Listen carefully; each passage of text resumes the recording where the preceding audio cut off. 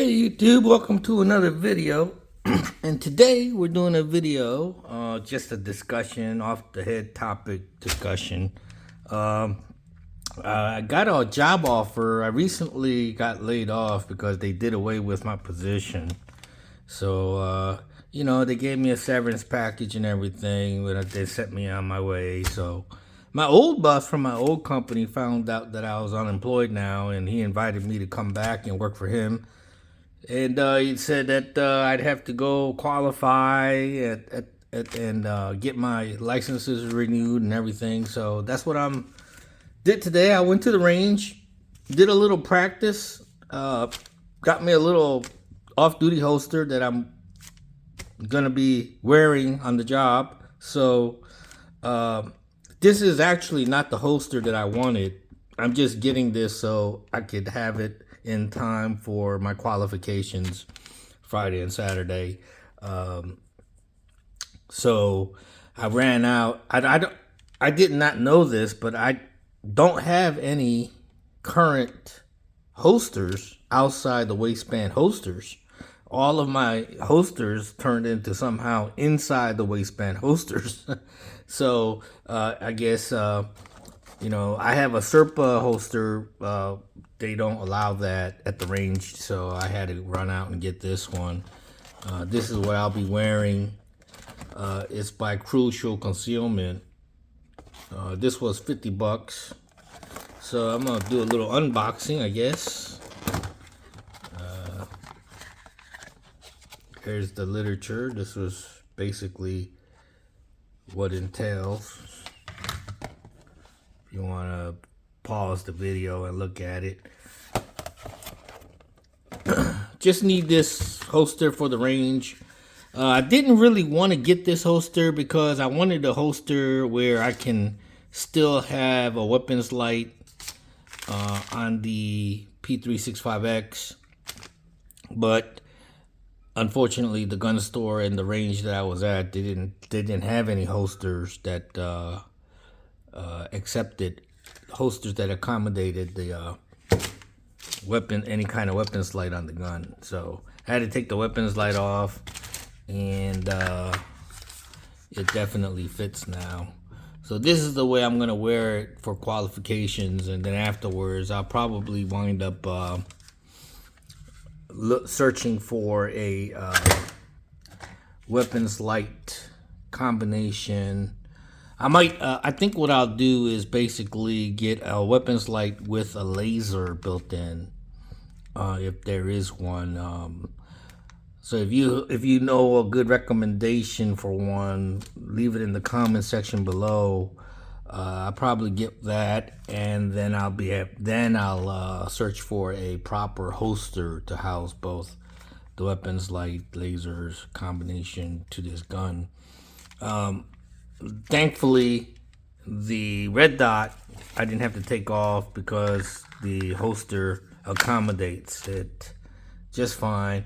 I tried this holster on at the gun store / range and with the gun, and it was very comfortable. For $50, I think it's a pretty good deal. There are cheaper ones, but the cheaper ones felt really nasty. Anyway, forgive me for all the guns laying out. I'm gonna have to clean all of them because I wound up shooting all of them. The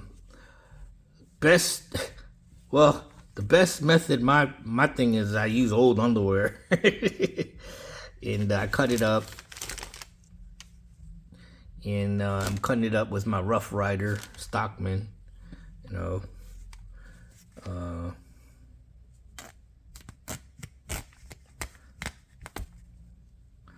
Yep.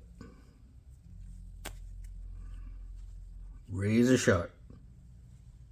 Razor sharp.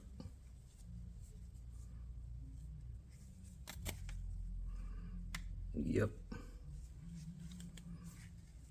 So I'm gonna add the video clips or pictures to this video at the end to show you how I shot at the range.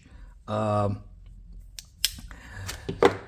haven't shot in a while, I'll be honest. To me, these days, shooting at the range, although it's fun and everything, it's to me it just seems like a waste of money. I no matter how much I shoot or how little I shoot, I always stay consistent.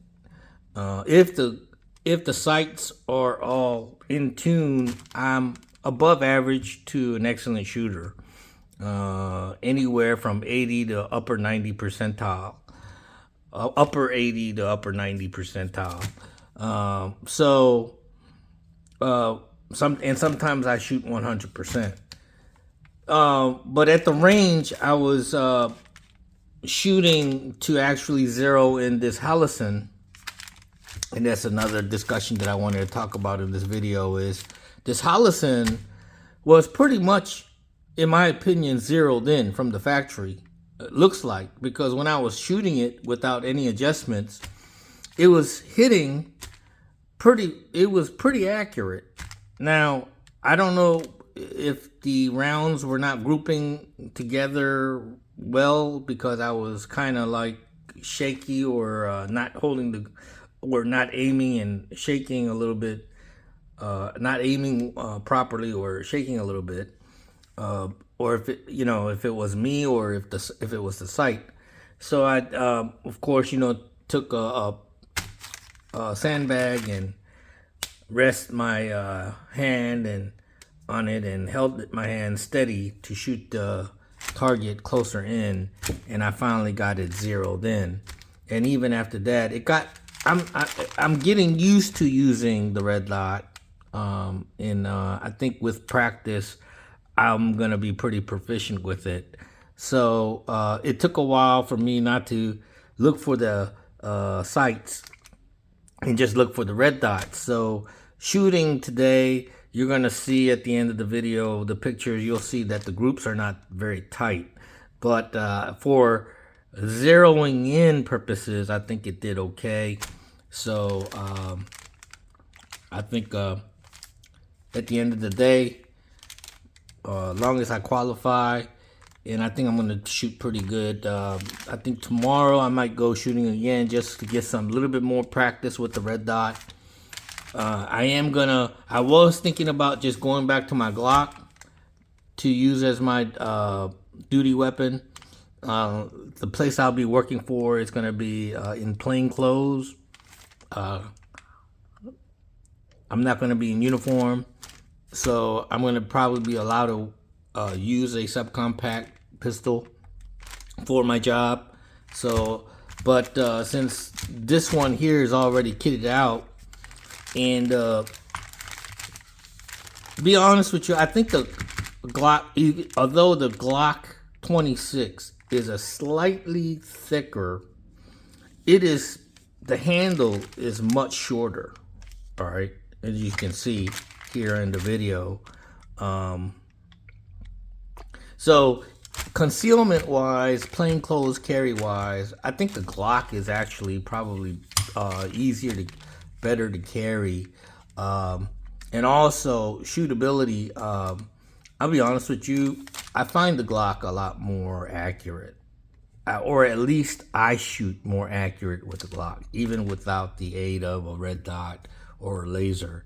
I find these sights, a lot of people, I don't know why they change these sights out or complain about them, but I feel like they're so easy to use and so simple to aim, and very accurate gun, or at least I'm accurate with it. So I contemplated, but at the end of the day, you're talking about 10 rounds in the mag and 1 in the chamber, 11 rounds, as opposed to 12 in the mag and 1 in the chamber, 13 rounds.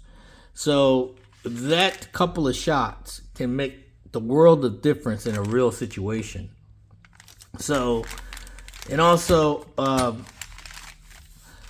it is slimmer, but because of the handle being longer, this is gonna be a little bit more it's gonna be harder to conceal. Okay, it's not always the thickness or the length of the gun, is more of the length of the handle that makes it a concealable gun or not. And of course, you know, that's why Glock 26 has a very short handle, as you can see, compared to the Sig 365X, which in its own right has a very short handle, but the Glock 26 has even shorter handle. And even though the pinky is left out hanging, the gun is super easy to shoot, super accurate, and very comfortable actually.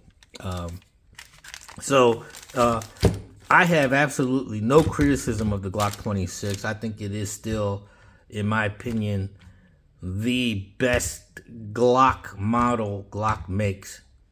Okay. And I've explained this in previous videos where I talk about how the Glock 26 can take all other Glock 9mm magazines, okay, support, you know, you're running and gunning and then, you know, you have to use other people's 9mm Glock magazines. You can fit a Glock 26 magazine in here, Glock 17 magazine in here, Glock 19 magazine in here. You can even fit a 30 round magazine in here. That's a 9mm. It's the most versatile Glock makes. Anyway, that's just my argument for having a Glock 26. And although the shortness of the barrel makes it a less optimum to use at long distance shooting, I still have no problems hitting the target at 25 yards. It may not hit the bullseye, but it'll hit the target. And you know, when rarely do you ever get into a situation where you are in a gunfight or a situation where your target is 25 yards away. If that is the case, it's a very rare case. Most of your encounters are going to be within anywhere between 5 to 10 yards. Okay, so that's just, you know, realistic. Okay. So I did a couple of I did about about 20 rounds out of this one. Not the most accurate gun, but it is hella fun to shoot. It is very accurate. I'm sorry. It really depends on the shooter, because after the first shot, it goes into single action, so it is easier to shoot accurate. But after beyond certain distances, you can forget about it. It's not a long distance gun shooter. So when you see a 007 movie, I think I forget which one, but it was the last couple of ones where James Bond was on a boat and he was shooting at a helicopter with his Walther PPK, and he was hitting the helicopter. Well, helicopter's a pretty big target, but that helicopter was probably like more than 150 yards away, or you know. So anyway, that's movies, folks. But yep, love this gun, but unless it was a special occasion, I wouldn't carry this every day for duty. 6 round, 1 in the chamber, 7 round capacity, and it's solid steel, and so it's very heavy. Not that much heavier than this, but still, you know, it's a sexy gun though. I love it. This was my very first gun that I bought when I turned 21, and I'm sorry, I bought this when I was 18 in Texas. And back then, you could buy a handgun when you're 18 years old in Texas. No, I'm sorry. Was it 18 or 21? I'm sorry. I think I was 21 when I purchased this one. Not in Texas. I think I purchased this one in Maryland. So my memories are, it was years ago. So it's my memory's failing me. I took the O-light off. I didn't shoot with the O-light on this time, but last time I did, it was pretty accurate. I took the recovery adapter off because I was planning possibly of using this one for qualifications. So in order for me to purchase a holster for this one, an outside holster for this one, I have to take all that stuff off because nobody makes a holster that accommodates the adapter and an O-light for the Glock 26. And if they do, it has to be custom made or it's a very small company. So if I'm going to use this one, in fact, what I'm going to probably wind up doing is going to qualification with both guns and get qualified with both of these and get licensed to carry both of these on duty. Dang old nerd gave me this O-light by Warriorland. It was on here on the Sig P365x. I like it, but what I'm probably going to wind up doing is trying to find a weapons light with a laser built in, like I said. And then I'll put it on here and look for a decent holster that accommodate this. So if I do decide to take this to go get qualified, I'm going to use the holster because I was going to purchase a holster at the gun store, and I was like, why waste money, right? I don't know how I'm going to be carrying this or if I'm going to be carrying this at all. So why waste money and buy a holster? Dang old nerd had made this holster for me, and this one actually works with the O-light. Now, if the O-light was on there, it'll work. And he made it so it could be an inside holster or outside holster. So I'm gonna try to put the O-light back on and use this holster to go qualify with the Glock. And then I'm gonna use this brand new holster that I purchased to go qualify with this P365X. But anyway, stick around. While I'm cleaning this, stick around for the video. Sorry it took so long. I mean, not the video, but some pictures that I added on to the end of this video. Thanks for watching, everybody. See you around.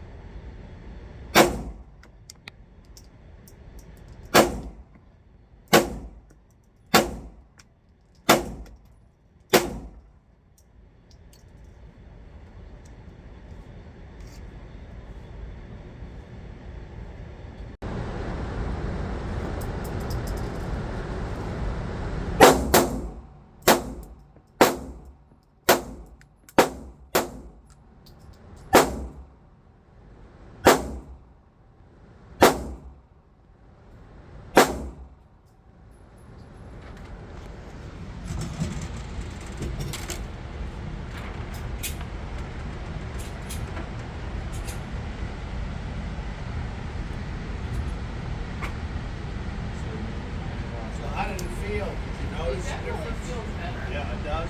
So he was telling me this. 10 yards. Excessive muzzle flash. No, I'm sorry, that was 5 yards. 5 shots. Yeah, but here's the thing. The fence will feed you lunch. Oh, really? Yeah. So, awesome. yeah, I know it's not me. It's got to be the free food. Right? Yeah. So, Yeah. but no, it's a good class. I always tell people the most important part is the legal part. Half of it is talking about legal issues and carrying. I'm more afraid of the attorneys than the criminals. Yeah. Oh. Okay, I got you.